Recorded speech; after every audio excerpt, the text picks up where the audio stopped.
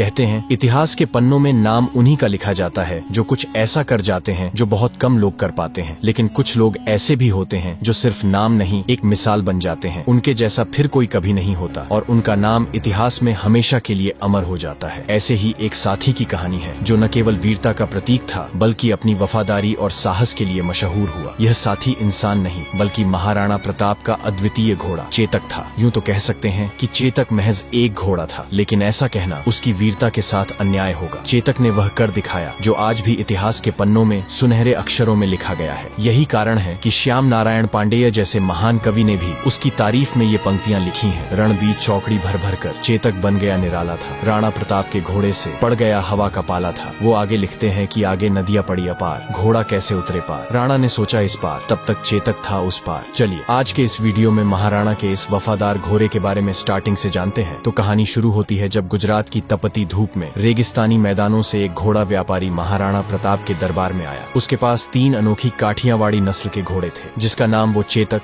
त्राटक और अटक बोलता था। व्यापारी ने अपने तीनों घोड़ों पर गर्व करते हुए कहा, महाराज ये घोड़े अद्वितीय हैं, वफादारी और ताकत में सबसे ऊपर। आपके जैसे वीर राजा के लिए ये अनमोल साथी बन सकते हैं। महाराणा प्रताप ने शांत होकर कहा, ये तो मैं मानूंगा ही नहीं जब तक खुद न देख लूं। दिखाओ ये घोड़े वफादार और बहादुर कैसे हैं। व्यापारी ने मुस्कुराते हुए अटक को चुना, उसके पैरों को मोटी रस्सियों से बांध दिया ताकि वह हिल भी न सके और कुछ दूर जाकर एक अजीब तेज आवाज निकाली। आवाज सुनते ही अटक की आंखों में ज्वाला जल उठी। उसे ऐसा लगा जैसे उसका मालिक संकट में हो। वह अपने मालिक की आवाज सुनकर जैसे पागल हो गया था। उसने पूरी ताकत से रस्सियां तोड़ने की कोशिश की, मगर रस्सियां टूटने के बजाय उसके पैर ही शरीर से अलग हो गए और खून बहने लगा। पर अटक अपने स्वामी तक पहुंचने का प्रयास करता रहा, तब तक जब तक उसकी आंखें हमेशा के लिए बंद नहीं हो गईं। महाराणा प्रताप इस दृश्य को देख स्तब्ध रह गए। उन्होंने अपने जीवन में ऐसा अद्वितीय साहस और वफादार घोड़ा कभी नहीं देखा था। इस अविश्वसनीय दृश्य के बाद महाराणा प्रताप ने तुरंत व्यापारी से चेतक और त्राटक दोनों घोड़ों को खरीद लिया। तभी दरबार में खड़े महाराणा के छोटे सौतेले भाई शक्ति सिंह की भी नजरें उन घोड़ों पर टिकी थीं। उनके मन में भी एक वफादार घोड़े रखने की इच्छा थी। महाराणा प्रताप अपने छोटे भाई की इच्छा समझते हुए चेतक को अपने पास रख लिया और त्राटक को उपहार स्वरूप शक्ति सिंह को दे दिया। धीरे धीरे चेतक महाराणा प्रताप का सबसे प्रिय साथी बन गया था। किसी ने ठीक ही कहा है कि अगर आप शेर के साथ रहोगे तो आप भी शेर की तरह बहादुर और शक्तिशाली बन जाओगे। चेतक भी महाराणा प्रताप के साथ रहकर धीरे धीरे उन्हीं की तरह शक्तिमान, तेज और महाबली बन गया था। वह महाराणा को पहाड़ों और घने जंगलों में इस तरह ले जाता मानो हवा से बात कर रहा हो। उसकी चाल में इतनी तेजी थी कि दुश्मन उसे पकड़ ही नहीं पाते। महाराणा भी चेतक को अपने पुत्र के समान मानने लगे और चेतक भी महाराणा के प्रति अटूट निष्ठा और प्रेम दिखाने लगा। धीरे धीरे समय तेजी से बीतने लगा और फिर आया हल्दी घाटी का युद्ध, जहाँ पर मुगल सेना लगभग 1 लाख सैनिकों की विशाल ताकत के साथ युद्ध के मैदान में उतरी थी। इसके मुकाबले में महाराणा प्रताप की सेना मात्र 20,000 सैनिकों की थी। इस विशाल संख्या के अलावा मुगल सेना के पास कई शक्तिशाली हाथी भी थे जो युद्ध में तबाही मचाने के लिए जाने जाते थे, लेकिन मेवाड़ की सेना के पास हाथियों की संख्या बहुत कम थी। ऐसे में महाराणा को अपने योद्धाओं और खासकर अपने घोड़ों पर ही पूरा भरोसा था। इस युद्ध में महाराणा प्रताप ने चेतक के माथे पर हाथी की नकली सूंड बांध दी थी ताकि वह युद्ध में मुगल सेना के हाथियों को धोखा दे सके। मुगल हाथी चेतक को देखकर उसे अपने बच्चे जैसा समझते थे और उस पर हमला नहीं करते थे। यह महाराणा की युद्ध रणनीति का एक महत्वपूर्ण हिस्सा था, लेकिन कुछ इतिहासकार यह भी कहते हैं कि मुगल सैनिकों को यह भ्रम होता था कि सामने से कोई हाथी धीरे धीरे उनकी ओर आ रहा है, लेकिन यह उनकी सबसे बड़ी भूल साबित होती थी। जैसे ही वे चेतक को हाथी समझकर धीमे होने की उम्मीद करते, चेतक बिजली की रफ्तार से हवा में दौड़ता हुआ मुगलों के बीच पहुंच जाता। उसकी गति इतनी तेज थी कि वह एक पल में ही युद्ध के एक छोर से दूसरे छोर तक पहुंच जाता और मुगलों को चकमा देते हुए उन्हें धूल चटा देता। इसी युद्ध ने चेतक को इतिहास के सुनहरे पन्नों में महान घोषित कर दिया, क्योंकि इस युद्ध में चेतक और महाराणा का साथ ऐसा था मानो दोनों एक दूसरे के विचारों को बिना कहे समझ लेते हों। चेतक न केवल महाराणा के इशारों को पढ़ लेता बल्कि उनकी सुरक्षा के लिए अपनी रणनीति खुद तैयार कर लेता था। इस युद्ध के मैदान में महाराणा ने अगला कदम सोचा भी नहीं होता, चेतक पहले ही उसका अंदाजा लगाकर उसे पूरा करने के लिए तैयार रहता था। चेतक की ताकत और सहन शक्ति की अंदाजा आप इससे लगा सकते हो कि वह महाराणा प्रताप के साथ 81 किलो का भाला, 72 किलो का छाती का कवच, 25-25 किलो की 2 तलवारें घोड़े और खुद महाराणा का 110 किलो का वजन लेकर युद्ध भूमि में ऐसे दौड़ता मानो हवा को भी मात दे रहा हो। उसकी गति इतनी तेज थी कि दुश्मन उसकी चाल को पकड़ ही नहीं पाते थे। एक पल में वह एक ओर होता और अगले ही पल दुश्मनों के घेरे को चीरता हुआ दूसरी ओर पहुंच जाता। इस युद्ध में मानो चेतक आग उगल रहा था। तभी महाराणा प्रताप ने उसकी लगाम खींचते हुए कहा, चेतक, आज हमें उस मानसिंह तक पहुंचना है। मैं यहाँ बता दूं कि मानसिंह इस युद्ध में मुगलों के सेनापति था। वह भी एक राजपूत था जिसके बुआ या आमेर के सहजादी हरकाबाई से अकबर ने शादी कर लिया था। चेतक ने महाराणा के शब्दों का मानो कोई उत्तर न दिया, बस एक झटका लिया और हवा से बातें करने लगा। अपने माथे पर बंधी नकली हाथी की सूंड के कारण मुगल सेना पहले ही भ्रम में थी। कोई समझ ही नहीं पा रहा था कि ये हाथी इतनी गति से कैसे आगे बढ़ सकता है। जैसे ही चेतक ने मुगल सेना की कतारों को भेदते हुए महाराणा को मानसिंह के करीब ला खड़ा किया, वह अपने पिछले पैरों पर खड़ा हो गया और अपने अगले दोनों पैरों को मानसिंह के हाथी के सिर पर टिका दिया। मानो चेतक के भीतर भी वही ज्वाला जल रही थी जो महाराणा की आंखों में थी। महाराणा प्रताप ने पूरी ताकत से अपनी भाला उठाई और मानसिंह की ओर निशाना साधा, लेकिन ठीक उसी क्षण मानसिंह हाथी के हौदे में छिपकर बच निकला, लेकिन उसका महावत मारा गया। फिर चेतक ने जैसे ही अपने पैर जमीन पर रखने की कोशिश किया, तभी मानसिंह के हाथी की सूंड में बंधी तलवार से चेतक का एक पैर गंभीर रूप से कट गया। इसका फायदा उठाकर मुगलों ने महाराणा को चारों ओर से घेरने का प्रयास शुरू कर दिया। महाराणा भी युद्ध में लड़ते लड़ते अब बुरी तरह से घायल हो चुके थे और उनकी स्थिति गंभीर हो रही थी। इस नाजुक समय में झाला मन्ना, जो महाराणा प्रताप से काफी मिलते जुलते थे और लगभग उनकी जैसी कदकाठी रखते थे, तुरंत महाराणा के पास आए। उन्होंने कहा, महाराणा, आप इस युद्ध को छोड़कर चले जाएं, क्योंकि युद्ध तभी जीते जा सकते हैं जब राजा जीवित रहें। मेवाड़ को आपकी जरूरत है, आपका जीवित रहना अत्यंत आवश्यक है। महाराणा प्रताप पहले तो जाने में संकोच कर रहे थे, लेकिन चेतक की हालत देखकर उन्होंने अपना मुकुट और सिर से राज चिन्ह उतारकर झाला मन्ना को सौंप दिया। इसके बाद वे घायल चेतक पर चढ़कर रणभूमि से जंगल की ओर चल पड़े। इधर रणभूमि में मुगलों को भ्रम हो गया और उन्होंने झाला मन्ना को ही महाराणा समझकर उन पर हमला कर दिया। झाला मन्ना ने अद्वितीय साहस का परिचय देते हुए मुगलों का सामना किया और अपने प्राणों की आहुति देकर अंतिम क्षणों तक मुगलों को रोके रखा, ताकि महाराणा प्रताप सुरक्षित रह सकें और मेवाड़ की लड़ाई जारी रह सके। इधर चेतक अपने घायल पैरों के साथ महाराणा को मुगलों से दूर ले जाने के लिए पूरी ताकत से भाग रहा था। वह अपने घाव के दर्द से कराह रहा था, लेकिन उसकी गति में मानो कोई कमी नहीं थी। ऐसा लग रहा था जैसे वह अपने स्वामी को सुरक्षित रखने की जिद में हवा से बातें कर रहा हो। पीछे मुगलों का कुछ दल लगातार पीछा कर रही थी। तभी एक मुगल सैनिक ने चेतक के घायल पैर पर एक भला फेंका, जिससे चेतक की चोट और भी गंभीर हो गई। इसके बावजूद चेतक ने महाराणा को छोड़ने का नाम नहीं लिया और अपने अंतिम बल के साथ दौड़ता रहा। रास्ते में अचानक एक 26 फीट गहरा नाला आ गया। महाराणा के मन में एक पल को लगा कि अब शायद बचना मुश्किल है। यहीं पर श्याम नारायण पांडेय जी ये लाइन लिखते हैं कि आगे नदियां पड़ी अपार, घोड़ा कैसे उतरे पार। राणा ने सोचा इस पार, तब तक चेतक था उस पार, लेकिन तभी चेतक ने अपनी जिंदगी की सबसे बड़ी छलांग लगाई। अपने आखिरी प्राणों की ताकत से उसने वह नाला पार कर दिया और महाराणा को सुरक्षित दूसरी ओर पहुंचा दिया। मुगल सैनिक उस नाले को पार नहीं कर पाए, लेकिन चेतक की यह विशाल छलांग उसके लिए अंतिम साबित हुई, क्योंकि दूसरी ओर पहुंचते ही वह दर्द में टूटकर गिर पड़ा और वहीं महाराणा के गोद में अपना सर रखकर वीर गति को प्राप्त कर लिया। उसकी इस अंतिम बहादुरी ने महाराणा को मुगलों से सुरक्षित बचा लिया, क्योंकि पीछा करती मुगल सेना इस नाले को पार नहीं कर सकी। तभी अचानक आगे की जंगलों से घोड़ों की टापों की आवाज सुनाई दी। महाराणा ने जब देखा तो उनके सामने उनके सौतेले भाई शक्ति सिंह खड़े थे। शक्ति सिंह, जो हल्दी घाटी के युद्ध में महाराणा के खिलाफ मुगलों की ओर से लड़े थे, अपने बड़े भाई को संकट में देखकर अकबर के पक्ष को छोड़कर तुरंत उनकी सहायता के लिए दौड़ पड़े। उनकी आंखों में पश्चाताप की गहरी भावनाएं थीं। शक्ति सिंह ने महाराणा के पास आकर भारी स्वर में कहा, भैया मुझे माफ कर दो। महाराणा पहले ही चेतक की मृत्यु से दुखी थे। चेतक का यह बलिदान उनके लिए असहनीय था, लेकिन इतने कठिन समय में भी महाराणा ने अपने दिल के बोझ को भुलाकर शक्ति सिंह को क्षमा कर दिया। इस भावुक क्षण के बाद शक्ति सिंह ने महाराणा को अपना घोड़ा त्राटक दे दिया। जैसा कि मैं बताया था, त्राटक को महाराणा ने ही शक्ति सिंह को दिया था। फिर दोनों मिलकर चेतक की वही अंतिम संस्कार किए और उसके बाद महाराणा त्राटक पर बैठकर जंगल की ओर निकल गए। उम्मीद है चेतक की यह बलिदान की कहानी आपको पसंद आया होगा। अगर आप महाराणा प्रताप के बचपन के बारे में जानने में इंटरेस्टेड हो तो आप इस वाले वीडियो को जरूर देखें। चलिए फिर मिलते हैं ऐसे ही वीर लोगों की एक और कहानी के साथ। तब तक के लिए गुड बाय।